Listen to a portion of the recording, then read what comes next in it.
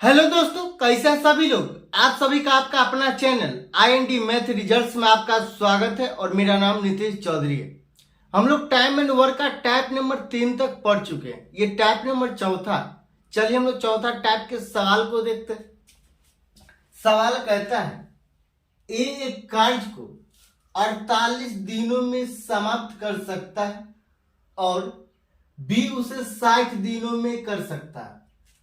वे 12 दिनों तक एक साथ मिलकर कार्य करते हैं और ए छोड़ देता है। ए और बी मिलकर 12 दिनों तक कार्य करता है। उसके बाद कुछ कार्य शेष बच जाता है।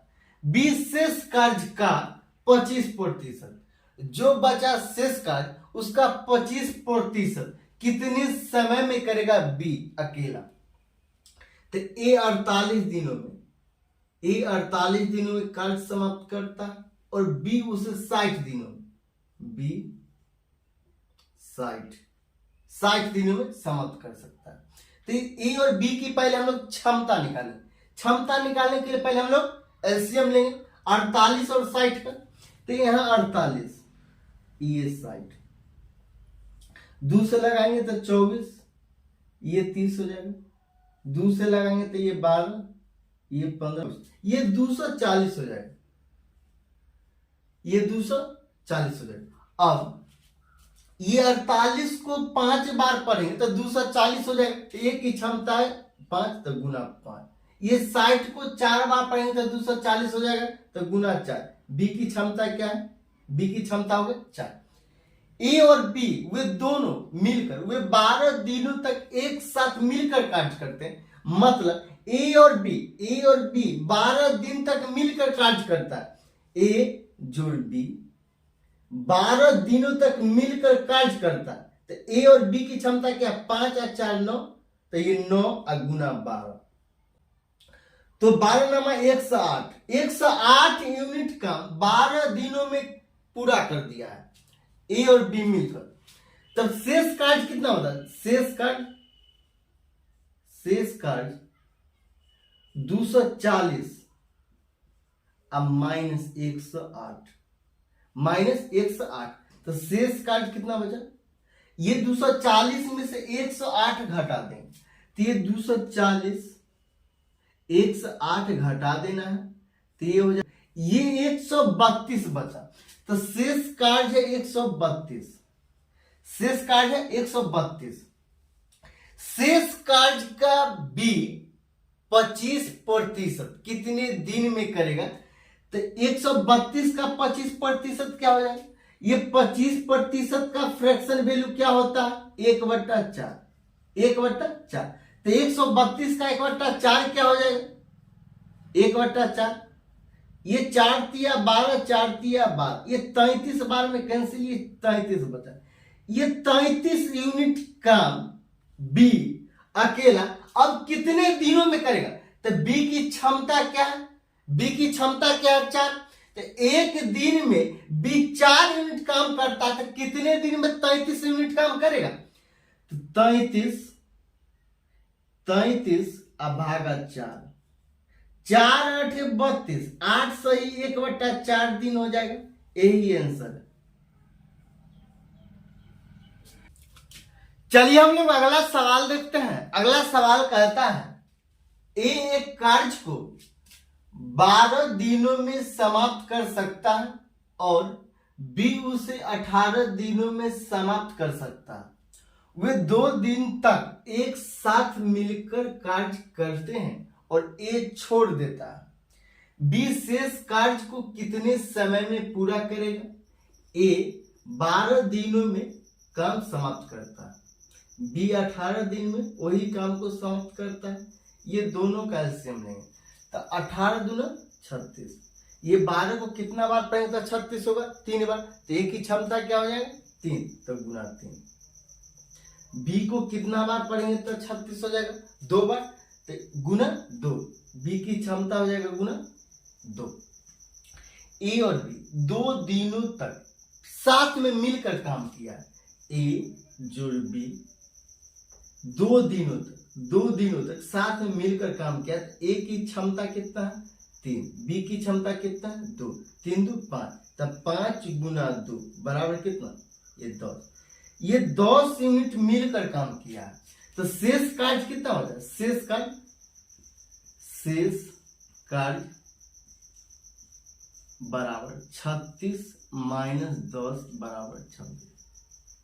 ये 26 यूनिट कार्य शेष बचा, तो कहता है बी शेष कार्य को कितने समय में करेगा, तो बी की क्षमता एक दिन में 2 यूनिट करता है, तो कितने दिन में 26 यूनिट करेगा, तो भागा 2, तो बराबर 13 दिन। यही आंसर। चलिए हम लोग अगला सवाल देखते हैं। अगला सवाल कहता है ए, बी और सी क्रमशः 6, 8 और 12 दिनों तक एक काम कर सकता है। वे एक साथ काम करना शुरू करते हैं, लेकिन ए और सी 2 दिनों के बाद छोड़ देता और बी शेष कार्य को पूरा करता। कार्य पूरा करने के लिए कुल दिनों की संख्या क्या है, मतलब ए और सी 2 दिन काम किया और बी शेष कार्य को किया, तो ए और सी और बी द्वारा कितने दिन तक काम किया गया, तो ए कितना दिन, ए 6 दिन में काम करता है, बी 8 दिन में और सी कितना दिन में, 12 दिन में। ये तीनों को क्षमता निकालेंगे, तो इसके लिए हम लोग एलसीएम लेंगे, एलसीएम लेंगे, तो इसका एलसीएम होगा 24। ये 6 को कितना बार पढ़ेंगे तो 24 होगा, तो 4 बार, तो गुना 4। ये 8 को कितना बार पढ़ेंगे तो 24 होगा, तो 3, तो गुना 3। ये 12 को कितना बार पढ़ेंगे तो 24 होगा, तो 2, तो गुना 2। ए की क्षमता है 4, बी की क्षमता है 3, सी की क्षमता है 2। वो एक साथ काम करना शुरू करते हैं। पहले एक साथ ए, बी और सी एक साथ मिलकर काम करना शुरू करते हैं, लेकिन ए और सी 2 दिन के बाद छोड़ देता है। ए जुड़ बी और जुड़ सी 2 दिन के बाद छोड़ देता है ए और सी, मतलब 2 दिन तक साथ में काम करता है ना, तो तीनों मिलकर 2 दिन साथ में काम करता है। तो 4 3 7 और 2 कितना 9, तो ए बी और सी की क्षमता है 9 और गुना 2, तो कितना हुआ 18। ये 18 यूनिट काम कर देता 2 दिन में, लेकिन ए और सी 2 दिन के बाद काम छोड़ देता। अब ए और सी ये दोनों ए और सी काम छोड़ दिया, अब बी जितना काम करेगा अकेला ही करेगा, तो पहले शेष कार्य कितना बचा, ये शेष कार्य टोटल कार्य कितना है 24, हुआ कितना है 18, तो ये 18 माइनस हो जाएगा, तो कितना काम बचा 6। अब बी की क्षमता है 3, एक दिन में 3 यूनिट काम करता, तो कितने दिन में 6 यूनिट काम करेगा, तो ये 6 भागा 3 बराबर 2। ये 2, ये आंसर नहीं है 2, ये आंसर नहीं है 2, ये 2 दिन बी काम किया और तीनों मिलकर 2 दिन काम किया, तीनों मिलकर 2 दिन काम किया, तो ये आंसर नहीं है। अब ये 2 दिन काम किया है तीनों मिलकर 2 दिन, अब प्लस बी अकेला शेष कार्य को 2 दिन किया तो प्लस 2, तो कितना दिन टोटल कार्य हुआ 4 दिन, तो ये 4 आंसर हुआ। यहाँ पूछा जाता है से टोटल कितने दिनों तक काम चला, मतलब सभी मिलकर कितने दिनों में काम समाप्त कर दिया, तो 4 दिन, यही आंसर है 4। चलिए हम लोग अगला सवाल देखते हैं। अगला सवाल कहता है ए किसी कार्य को 10 दिनों में पूरा कर सकता है, बी उसी कार्य को 15 दिनों में पूरा कर सकता है। यदि वे एक साथ काम करते हैं और निश्चित समय के बाद ए ने काम छोड़ दिया, ए ने कितने दिनों के बाद काम छोड़ा ये निकालना है। तो कुल कार्य 9 दिनों में पूरा हो जाएगा, कितने दिनों के बाद ए ने काम छोड़ दिया। ये 10 दिनों में काम को पूरा कर सकता है, बी 15 दिनों में काम को पूरा कर सकता है। तो ए और बी की क्षमता हम लोग पहले निकालेंगे। तो ये दोनों का एलसीएम कितना हो जाएगा 30, तो ये हो गया 30। ये 10 को 3 बार पढ़ें तो गुना 3, 15 को 2 बार पढ़ें तो गुना 2। ए की क्षमता है 3, बी की क्षमता कितना है 2। यदि वे एक साथ काम करते और निश्चित समय के बाद ए ने काम छोड़ दिया, और काम 9 दिनों में समाप्त हो गया, इसका मतलब यह है ये बी 9 दिनों तक पूरा काम किया, बी ये 9 दिनों तक पूरा काम किया और बी की क्षमता है 2, तो 2 गुना 9 कितना यूनिट काम किया है बी 18 यूनिट।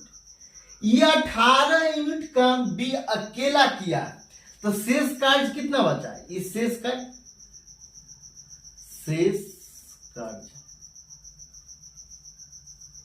अब शेष कार्य कितना बचा, ये 30 माइनस ये 18, ये 12 यूनिट शेष कार्य बचा, ये 12 यूनिट शेष कार्य बचा। तो के बाद काम छोड़ा, मतलब अब ए शेष कार्य को ए किया होगा, तो ए की क्षमता 3 था, 12/3 बराबर 4।